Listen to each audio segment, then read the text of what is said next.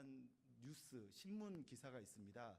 그 내용이 그냥 신문에서는 흔히 보기 어려운 그냥 어떤 사건들을 사회 사건을 보여준 내용이었는데요.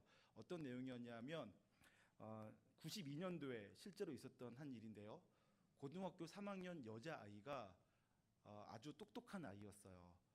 전국에서 순위를 논할 정도의 학교에서는 인재로 불려지는 아이였어요.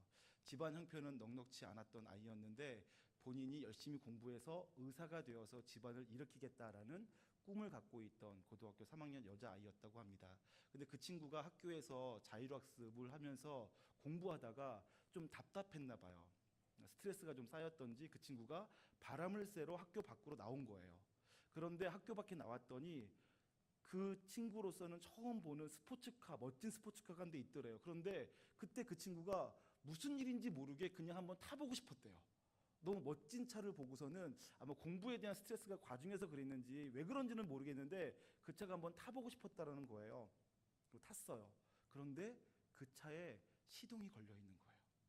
그래서 이 친구가 겁도 없이 운전면허증도 없고 운전을 해본 적도 없었는데 그만 한번 몰아본 거죠. 앞불싸.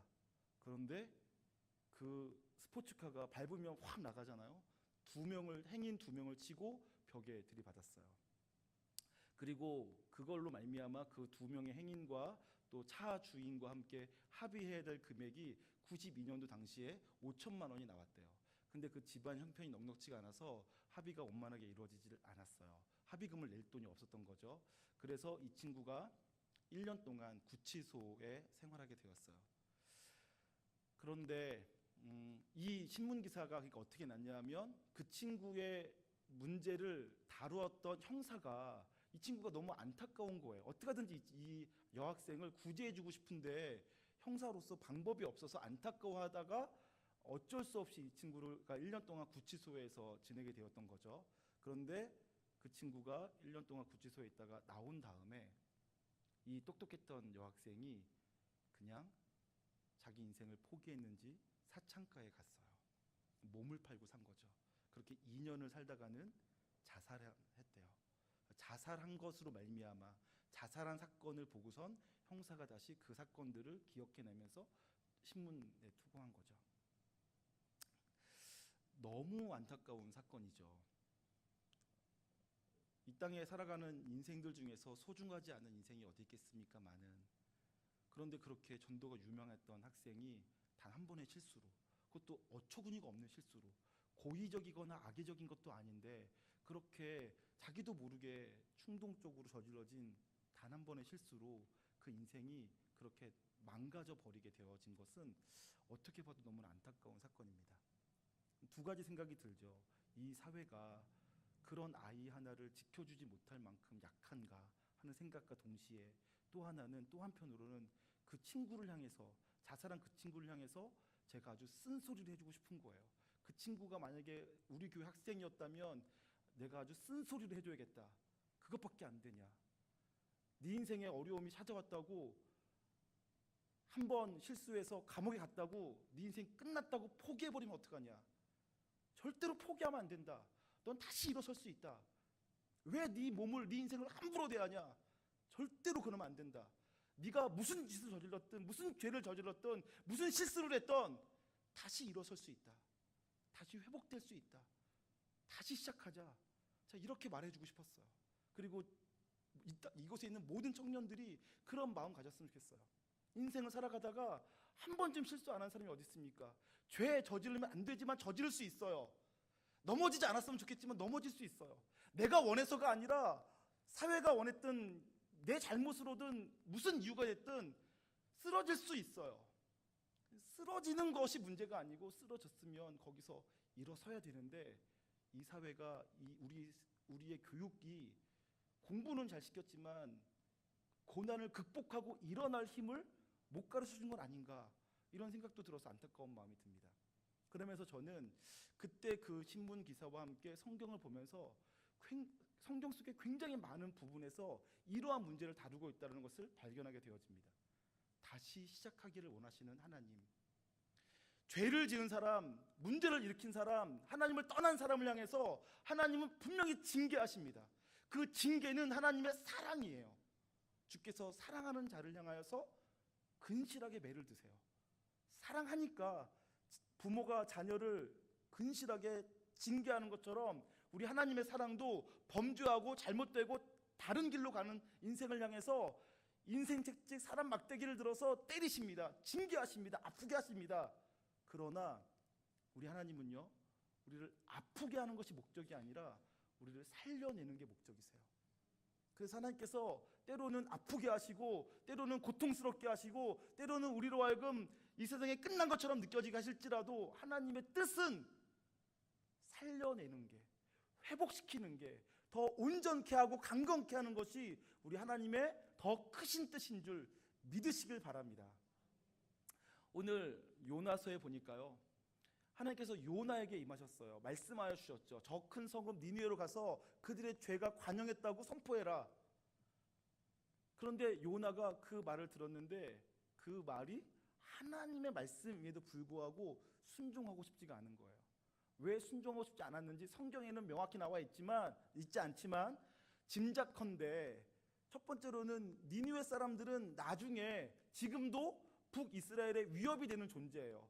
그러니까 말하자면 우리나라로 보면 일본과 같은 존재인 거죠. 싫은 거예요. 니느웨가, 아수르가 커지는 게 싫은 거예요. 그런데 아수르의 수도인 니느웨로 가서 회개하라고 얘기해서 니느웨가 회개하고 아수르가 회개해서 강해지는 게 싫으니까 전하지 않았는지도 모르겠어요. 이유가 어쨌든 요나가 불순종해서 하나님을 거역했어요. 그래서 니느웨로 가지 않고 반대편 다시스로 가려고 배를 타고 갔죠. 그런 거역이 어디 있습니까? 하나님의 선지자라고 하는 사람이 어떻게 하나님께서 말씀하신 것을 듣고도 대놓고 거역하여서 다른 길로 갈 수가 있을까요? 그렇게 하는 거는 선지자답지 못한 것이죠. 하나님의 사람답지 못한 것입니다. 그러면 하나님께서 그렇다고 해서 그 사람을 버리지는 않으셔도 저 같으면 다시는 일은 안 맡겨주실 것 같아요. 저 같으면 사랑은 하지만 일은 못 맡긴다. 아니, 일을 시켰더니 대놓고 거역하는 사람, 대놓고 안 하겠다고 하는 사람에게 또다시 어떻게 일을 맡기겠습니까? 저 같으면 여전히 그냥 성도로는 지내라. 그러나 리더십은 못 주겠다. 저는 이렇게 할 것 같아요. 그런데 하나님께서 요나를 그냥 버려두지 않으셨죠.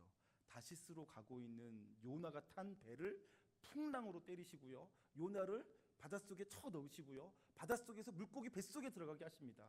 그리고 물고기 뱃속에서 3일 동안 고통과 고난, 절망과 어려움을 당하면서 그가 다시 하나님께 무릎 꿇고 기도하고 하나님을 바라보게 만든 거죠. 그리고 그가 다시 하나님 앞에 깨어지고 회개하게 만듭니다. 그랬더니 하나님께서 요나에게 두 번째 기회를 주시죠.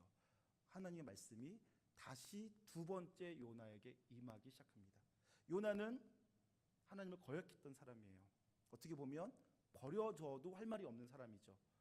하나님 앞에 다시 쓰임받기 어려운 짓을 했어요.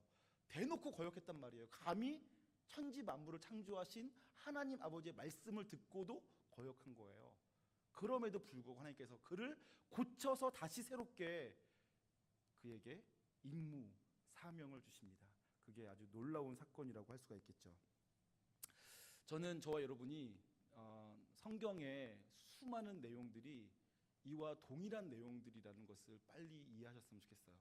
복음은 다시 기회를 주시는 하나님의 사랑입니다. 여러분 잘 생각해 보십시오. 아담과 하와를 만드셨어요. 사랑해서 만드셨고요. 그 아담과 하와에게 온갖 복이란 복은 다 주셨어요. 그런데 그 복을 아담과 하와가 뻥 걷어찼죠. 선악과를 따먹음으로. 모든 걸 다 주고선 단 한 가지만 어기지 말라 했는데 그 단 한 가지를 어겨버렸어요. 그래서는 존귀하고 아름다웠던 신분을 잃어버리고 모든 복을 다 빼앗기고 버려지게 되었죠. 그런데 그때 하나님께서 어떻게 하십니까? 그러한 아담과 하와에게 그래도 여자가 뱀의 머리를 밟을 것이라고 말씀하여 주시고요, 자기의 부끄러움을 가리고자 나뭇잎으로 옷을 만들어 입었는데 그 나뭇잎 대신에 가죽 옷을 지어 입히셨어요. 그러면서 그들이 다시 회복될 수 있는 기회를 주시죠. 노아의 홍수 이후에 또 어떻게 됩니까?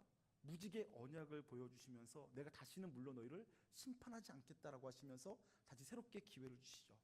여러분, 아브라함을 부르신 사건은 단지 한 사람 부르는 것으로만 볼 수 없고요. 아브라함 사건 바로 이전에 있었던 사건은 바벨탑 사건이었어요. 노아 홍수 이후에도 사람들은 하나님을 그렇게나 불신하고 불순종하여서 여전히 자기들끼리 높아지겠다고, 하나님 없이 살겠다고 하고 있는 거예요. 그러자 하나님께서 그들을 그냥 내버려 두지 않으시고 어떻게든지 사람들을 살려내시려고 아브라함을 불러 새로운 하나님의 역사를 만들어갈 계획을 펼쳐가시는 것 아니겠습니까? 그러니까 성경은 다 하나님께서 좋은 거 다 주셨는데 사람이 다 망쳤어요.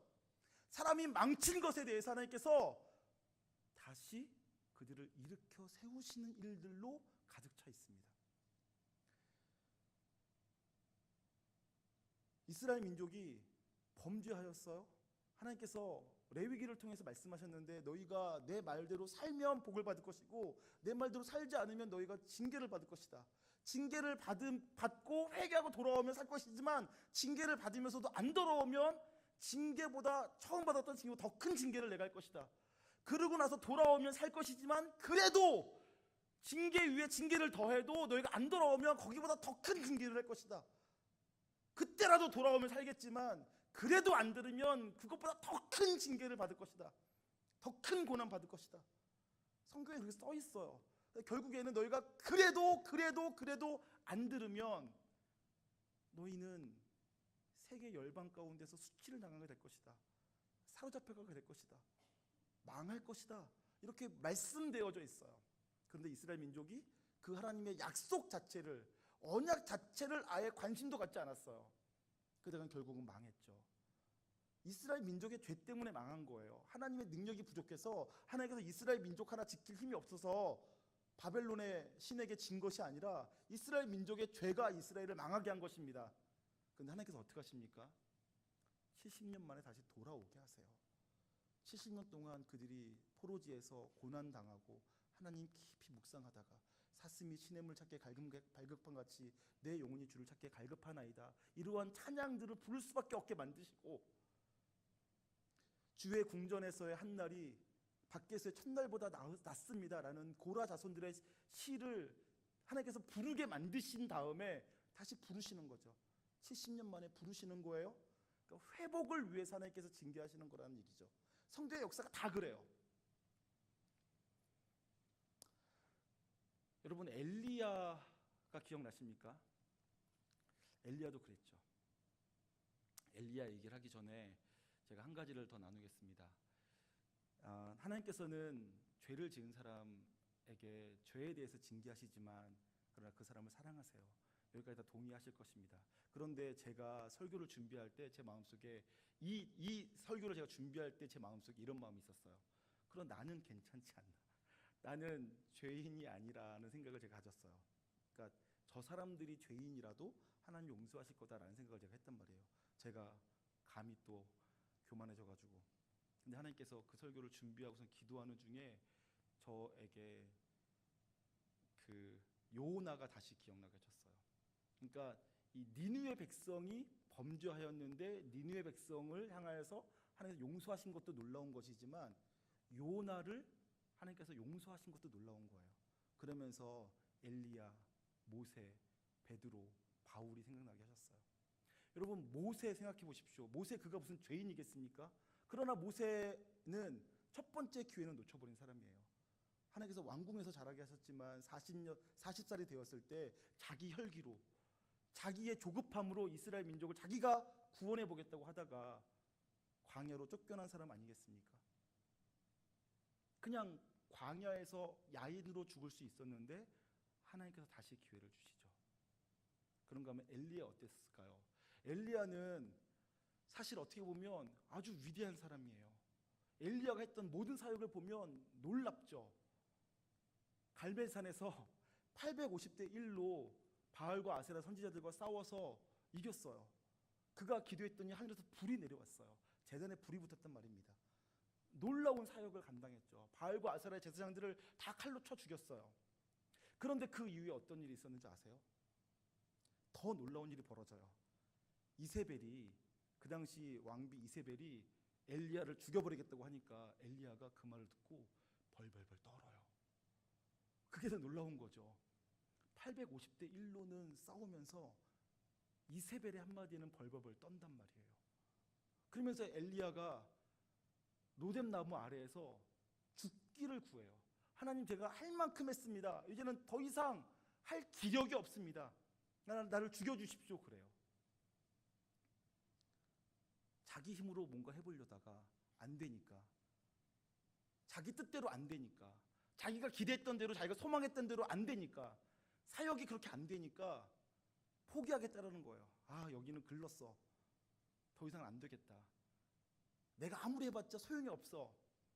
이러는 태도를 보이는 거 아니겠습니까, 엘리야가? 근데 하나님께서 그런 엘리야를 어떻게 하십니까? 그래, 네 마음대로 해라. 네가 원한 대로 해줄게. 죽여주마. 이렇게 하지 않으시고요. 호렙산 동굴로 부르세요. 큰 지진이 일어나기도 하시고요. 불이 지나가기도 하세요. 거기에 하나님이 안 만나주시고 세미한 음성 가운데 엘리야를 만나주세요. 그리고 엘리야에게 그동안의 사역과 상관없이 새로운 사명, 새로운 사역을 맡겨주십니다. 그 전까지는 엘리야가 많은 일들을 했어요. 그런데 자기가 해야 된다고 생각했던 대로 했던 거죠. 기적이 나타났어요. 놀라운 일이 벌어졌어요. 근데 아무런 변화도 나타나지 않았던 사역이었죠. 근데 하나님께서 세미한 가운데 엘리야에게 말씀하셔요. 엘리야가 제사장을 세우고 왕을 세우고 선지자를 세우게 하시는 거예요. 전혀 다른 더 놀라운 사역이 펼쳐지게 하시는 거죠. 하나님께서 야, 살인자만 말하는 게 아니다. 내가 용서해주고 내가 사랑해줄 사람은 살인자, 가늠한 사람, 도둑질한 사람만을 말하는 것이 아니다. 내가 그들도 용서받고 그들도 새로워지길 바란다는 것만 말하는 것이 아니다. 바로 네가 용서받고 네가 새로운 기회를 얻는 것에 대해서 네가 감사하길 바란다. 너의 힘으로 뭔가 하려고 했고 너의 열심으로 뭔가 하려고 했었고 하나님 없어도 괜찮은 것처럼 살면서도 뻔뻔하게 아무 문제 없는 것처럼 살았던 그 너를 내가 포기하지 않는다. 그것을 네가 기억하고 깨닫고 감사했으면 좋겠다. 이런 마음을 주시더라고요. 여러분, 베드로 보세요. 베드로가요, 예수님 쫓아다닐 때는 자기가 제일 잘난 줄 알았어요. 베드로 자기보다 더 하나님을 사랑하고 더 예수님께 충성할 사람이 없는 줄 알았어요. 그런데 그가 십자가 앞에서 어떻게 합니까? 주님을 부인해버려요. 3번이나 부인하죠. 심지어 예수님을 저주해요. 그러고 나니까 그의 인생은 끝난 것처럼 느껴졌죠. 예수님을 위해서 다 포기했어요. 그는 결혼해서 아내도 있었는데 아내도 버리고 예수님 쫓았단 말이에요. 생업을 포기하고 예수님 쫓았단 말이에요. 그런데 그 예수님이 십자가 달려 돌아가실 때가 되니까 자기 인생이 허무하게 느껴지는 거죠. 내가 뭐하러 이렇게 살았나 라는 생각이 들었겠죠. 그러니까 예수님 돌아가신 다음에 갈릴리로 돌아가서 고기나 잡자 하고 돌아갑니다. 그 베드로에게 예수님께서 어떻게 하셨죠? 다시 찾아갔어요. 찾아가서 이 녀석, 너 그렇게 잘난 척하더니 이 꼴이 뭐냐? 나를 3번이나 부인하고 3번이나 부인하고 욕하고 그럴 줄 알았다 이 녀석라고 하지 않으시고요. 숯불 펴놓고 물고기 구우시더라고요. 그리고 네가 나를 사랑하냐라고 3번 물으시고요. 그리고 놀랍게도 그 베드로에게 내 양을 먹이라, 내 양을 치라, 이렇게 사명을 새롭게 주시는 거예요. 저는 절대로 자유로울 수 없다고 생각합니다. 저는 베드로보다 잘났다고 생각하지 못하고요. 엘리야보다 능력 있다고 생각하지 못합니다. 모세보다 온전하지 못하다고 생각합니다. 바울은 더 어땠나요? 바울, 그는 자기 열심으로 예수님을 부인하면서 예수 믿는 사람들 잡아 죽이는 종교 경찰이었어요. 그렇게 예수님 미워하고 예수당 사람들 잡아다 죽이는 그 사람 주님께서 내버려둬도 아무도 욕하지 않을 텐데 주님께서 그냥 그 바울을 내버려 두실 수가 없으셨어요. 찾아가 그를 만나고 새롭게 하시죠. 그래서 그를 하나님의 위대한 사역자로 삼으십니다. 여러분이나 저나 이 가운데 바울이나 베드로나 엘리야나 모세보다 더 대단한 사람이 있습니까? 아무도 없을 거예요. 우리는 언제든지 쓰러질 수 있어요. 언제든지 넘어질 수 있어요. 나는 지금 온전하다고 생각하는 지금 내가 바로 당장 쓰러질 수 있는 것이 우리들입니다. 그런데 정말로 감사한 소식은 뭐냐면요, 우리 주님께서는 우리가 지금 쓰러져도, 우리가 지금 실패해도 주님께서는 우리를 포기하지 않으신다라는 놀라운 사실입니다. 우리는 나는 괜찮을 거라고 생각하고 살지라도 넘어질 수 있어요. 주님께서는 그런 나를 아시고요, 내가 넘어질 때마다 다가와 나를 다시 일으켜 세워주시는 놀라우신 하나님, 은혜의 하나님이신 줄 믿으시길 바랍니다. 제가 유초동부를 담당할 때였어요. 그때 저희 아들도 유초동부였어요. 여름 사역 때였습니다. 여름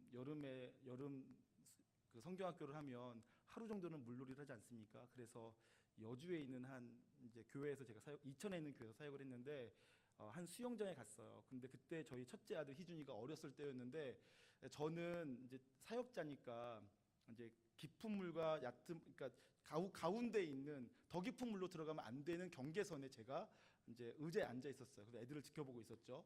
그런데 애들을 지켜보고 있는데 저희 첫째 아들 희준이는 제가 있으니까 제 주변에서 놀고 싶은 거예요. 그래서 튜브를 타고 어른들한테는 가슴쯤 오는 데지만 그 당시 5살, 6살인 희준이한테는 엄청나게 깊은 물에서 튜브를 타고 놀고 있었던 거였어요. 그랬다가 그 아이가 장난치다가 튜브가 뒤집혀진 거예요. 그때 제가 저에게서 초인적인 힘이 나는 것을 발견했습니다. 제가 무리를 걷더라고요. 아무도 안 믿으시는군요. 제가 의자에 앉아있다가 희준이가 튜브가 뒤집히는 걸 보는 순간 제가 무리를 걸어서 막 뛰어가더라고요. 애가 빠지는 그 순간 제가 곧바로 달려가서 그 아이를 번쩍 들어 올렸어요. 저는 우리 주님께서 우리에게 그렇게 하신다고 믿습니다. 주께서 우리를 지켜보고 계세요. 우리가 넘어지고 쓰러지고 실패하면 언제 어디서 우리를 지켜보고 계셨는지 모르게 번쩍 일으켜 세워주시고 다시 새롭게 시작할 수 있게 해주시는 놀라우신 은혜 하나님이신 줄 믿으시길 바랍니다. 그런가 하면 오늘 요나서의 말씀은 굉장히 독특하게 느껴지는데요, 니느웨는 범죄하였습니다. 그 범죄한 것을 하나님은 용서해주고 싶어 하세요. 죄인이라도 그 죄 때문에 망하는 것을 원치 않으시고 죄인이 그 죄를 회개하고 돌아오길 원하세요. 근데 요나는 그것을 원하지 않아요. 요나는 사람인데 사람 편이 아니에요. 니느웨가 망하길 바라는 거죠. 니느웨가 큰 성읍이어서 3일 동안 걸어가야 된다는데 그가 하나님 말씀을 다시 두 번째 바꾸서는 순종해서 간다고 했지만 3일 길을 가야 되는 거리인데 하루 길만 가요. 3분의 1만 순종한 거죠. 순종하다 만 거예요. 그럼에도 불구하고 니느웨가 온통 뒤집어집니다. 그리고 요나가 생각했던 바대로 니느웨가 회개하니까 하나님께서 그들을 용서해 주십니다. 그러자 우리가 읽지 않았지만 4장에 가니까 요나가 하나님을 향해서 화를 내요. 내가 그럴 줄 알았습니다.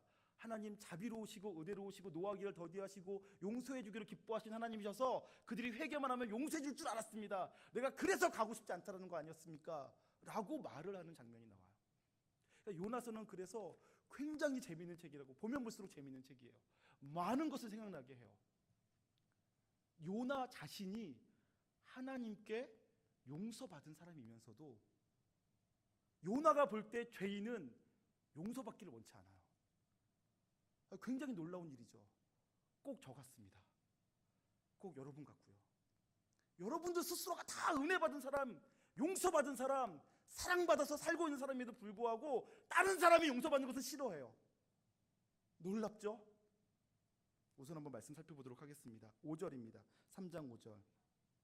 니느웨 사람들이 하나님을 믿고 금식을 선포하고 높고 낮은 자를 막론하고 굵은 베옷을 입은지라 그 일이 니느웨 왕들에게 들림에 왕이 보좌에서 일어나 왕복을 벗고 굵은 베옷을 입고 제 위에 앉으니라. 왕과 그의 대신들이 조서를 내려 니느웨에 선포하여 이르되 사람이나 짐승이나 소떼나 양떼나 아무것도 입에 대지 말지니 곧 먹지도 말 것이요 물도 마시지 말 것이며 사람이든지 짐승이든지 다 굵은 베옷을 입을 것이요 힘써 하나님께 부르짖을 것이며 각기 악한 길과 손으로 행한 강포에서 떠날 것이라. 하나님이 뜻을 돌이키시고 그 진노를 그치사 우리가 멸망하지 않게 하시리라. 그렇지 않을 줄 누가 알겠느냐 한지라 하면서 회개했어요. 금식하고요. 그랬더니 어떻게 하십니까? 10절에 하나님이 그들이 행한 것 곧 그 악한 길에서 돌이켜 떠난 것을 보시고 하나님이 뜻을 돌이키사 그들에게 내리리라고 말씀하신 재앙을 내리지 아니하시니라. 아멘. 하나님께서 정말로 용서해 주신단 말이에요. 우리 하나님은 어떤 분이시죠? 뜻을 돌이키시는 하나님이세요. 그들이 사람이 죄악에서 돌이키지 않으시면 하나님도 뜻을 돌이키지 않으시지만 사람이 돌이키면 하나님도 뜻을 돌이켜 다시 용서하시고 다시 살리시고 다시 새롭게 하시는 하나님이십니다. 우리 하나님은 자비로우신 하나님이십니다. 그런데 놀라운 것은 그 다음 4장에 있는 내용이에요. 다음 시간에 할 것입니다만 살짝만 같이 나눈다면요, 용서받은 것을 요나가 싫어한단 말이죠. 니느웨가 용서받은 게 싫어요. 니느웨 사람 같은 사람들이 용서받으면 안 된다는 거예요. 저는 그 모습에서 저의 모습, 우리들의 모습을 발견하게 되는 것입니다. 굉장히 아이러니하고 굉장히 우습다. 자기도 용서받은 사람이면서 자기도 새로운 기회를 받은 사람이면서 어떻게 저런 태도를 보일까라고 제가 생각하는데 바로 그 생각이 저에게 돌아오는 거예요. 너는 어떠냐고요. 너도 그렇지 않니? 너도 용서받은 사람, 너도 새로워진 사람, 너도 새로운 기회를 하나님께서 받은 사람, 자격이 없음에도 불구하고 하나님의 종된 사람으로서 너는 다른 사람들의 죄를, 다른 사람의 잘못을 얼마나 자비롭게, 얼마나 은혜롭게 바라보고 용서하고 어떻게 하든지 그를 살려주려고 하는 마음 갖고 있니? 라고 하나님께서 제게 물으시는 거죠. 저는 하나님께서 여러분과 저에게, 우리 공동체에게 물으신다고 생각합니다. 아니, 모든 기독교인들에게 물으신다고 생각합니다. 기독교는요, 용서받은 종교예요. 다시 새롭게 기회를 얻은 감격을 갖고 있는 종교입니다. 신앙입니다. 그런데요, 굉장히 아이러니하게도요, 기독교인들만큼 다른 사람들을 용서하지 않는 사람들이 없는 것 같아요. 저만 그렇게 생각하는지는 모르겠습니다만 교회 다니는 사람들은 다른 사람들을 용서하지 않아요. 정죄하는 데 빨라요. 잘못이라고 지적하는 데도 빠른 것처럼 보여요. 제 눈에는요. 아이러니하게도요. 꼭 요나 같아요. 저는 이 부분에 대해서 저와 여러분들이 마음속에 품고 함께 기도하는 시간들을 갖기를 원합니다. 내가 용서받은 사람, 내가 새로운 기회를 갖게 되어진 사람인데 요나처럼 하나님의 말씀에 3분의 1밖에 순종하지 않았음에도 불구하고 누군가가 회개하고 돌아온다면 축하하고 박수치며 환영하고 맞아줘야 되는데, 누군가가 죄를 돌이켜 회개하고 돌아오는데 너같이 냄새나는 것이 우리 공동체에 들어온다는 것을 용납할 수 없다. 너 같은 죄인이 우리랑 같이 지낼 수는 없다. 다른 데로 가라. 이러한 태도를 우리가 보이지는 않는가 돌이켜봤으면 좋겠습니다. 저가, 여러분들이, 우리 공동체가, 우리 기독교가 이 문제에 대해서 하나님 앞에 점검하고 돌이켜보고 할 수 있으면 나부터 시작해서 이 부분들을 고쳐나갈 수 있기를 주님의 이름으로 축원합니다.